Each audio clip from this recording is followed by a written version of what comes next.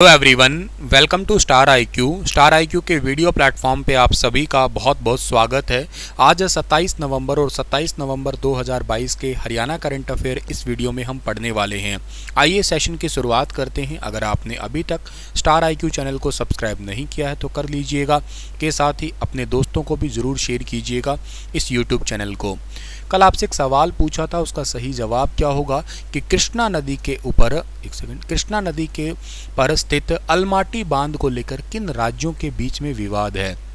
तो कृष्णा नदी का विवाद जो है ना, वो एक्चुअली कर्नाटक और आंध्र प्रदेश का विवाद था। ऑप्शन नंबर बी जो है ना इस सवाल का बिल्कुल ठीक रहेगा। और इसका निर्माण हुआ था साल 2005 के अंदर पूरा हुआ था। अलमाटी बांध कृष्णा नदी पर है और उत्तरी कर्नाटक में स्थित है। इसका निर्माण 2005 के अंदर हुआ था। स्पेन में हो रही वर्ल्ड यूथ बॉक्सिंग चैंपियनशिप में 7 मुकाबले में एक तरफा जीतकर वंशज वर्ल्ड चैंपियन बने हैं। और ये मूल रूप से कौन से जिले के रहने वाले हैं।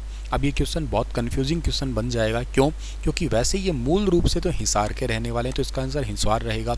लेकिन वर्तमान में ये सोनीपत जिले के अंदर रह रहे हैं। तो अगर ये दोनों ऑप्शन हो और सवाल को इस तरीके से दिया हो मूल रूप से, तो आंसर हिसार ही है। लेकिन अब वर्तमान में कहाँ रह रहे हैं, तो वर्तमान में ये सोनीपत के अंदर रह रहे हैं। ऑप्शन नंबर ए इस सवाल का जो है बिल्कुल ठीक है।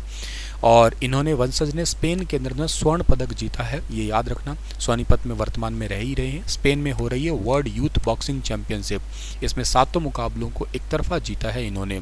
हिसार के मूल रूप से कृष्णा नगर के रहने वाले हैं। पिता इनके हरदास चौहान सरकारी स्कूल में टीचर हैं। इनकी माँ गृहिणी है।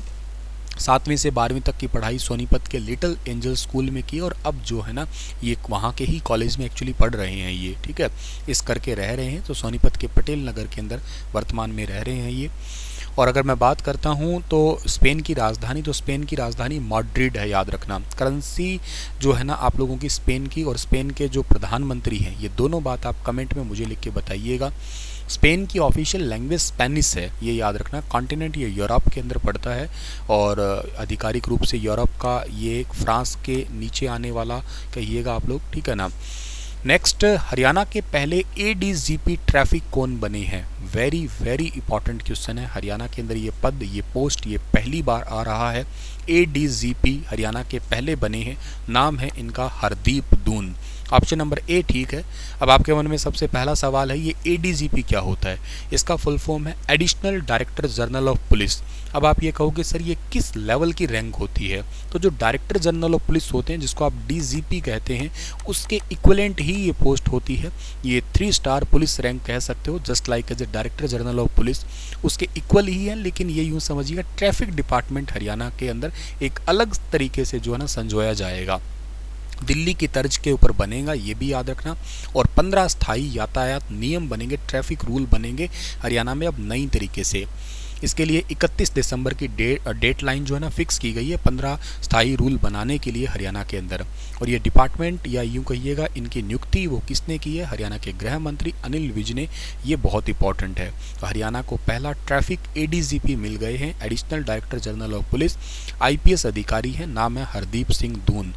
अच्छा, हरियाणा पुलिस के द्वारा ये नियम बनाए जाएंगे, 15 ट्रैफिक रूल इनको दायरे में लाया जाएगा। और इसके साथ ही ये नियम जो है ना हरियाणा के अंदर लागू होगा। तो इसका बेनिफिट होगा क्या कि हरियाणा के अंदर ये जो सड़क दुर्घटनाओं में लगभग 50% लोग मर रहे हैं। जब रिपोर्ट आती है तो देखा जाए तो दुर्घटना होने में जैसे मतलब जितने एक्सीडेंट हुए उन एक्सीडेंट का 50% डेथ ही निकल के आता है। हर साल लगभग 10 से 11 हज़ार सड़क दुर्घटनाएँ होती है और तकरीबन दुर्घटनाओं में 5-6 हज़ार लोग फिर इसमें मारे जाते हैं। 10-11 हज़ार एक्सीडेंट है तो उसके 5-6 हज़ार लोग जो है ना वो मर ही जाते हैं। इसलिए ऐसा होता है क्योंकि ट्रैफिक रूल्स प्रॉपर नहीं है। तो नए 15 नए रूल्स आएंगे। वो रूल होंगे क्या, वो 31 दिसंबर तक बनेंगे। तो जब नए रूल्स आएंगे तो वैसे ही आपको ज़रूर शेयर किए जाएंगे, वो मैं ज़रूर बताऊंगा, ठीक है।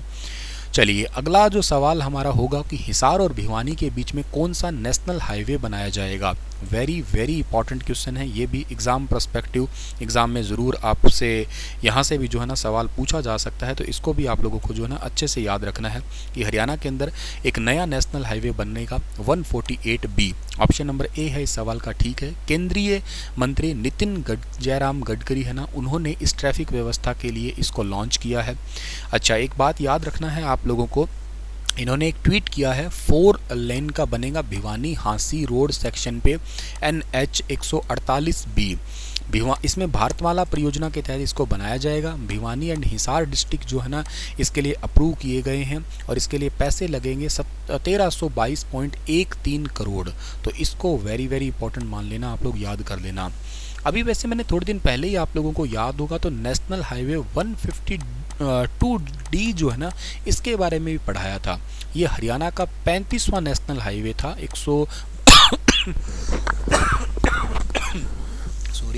ये हरियाणा का जो 35वां नेशनल हाईवे था, ये 148B बनेगा, ये फिर आपका 36वां नेशनल हाईवे हो जाएगा। और 152D जो है ना, इसकी टोटल लेंथ है 227.02 किलोमीटर।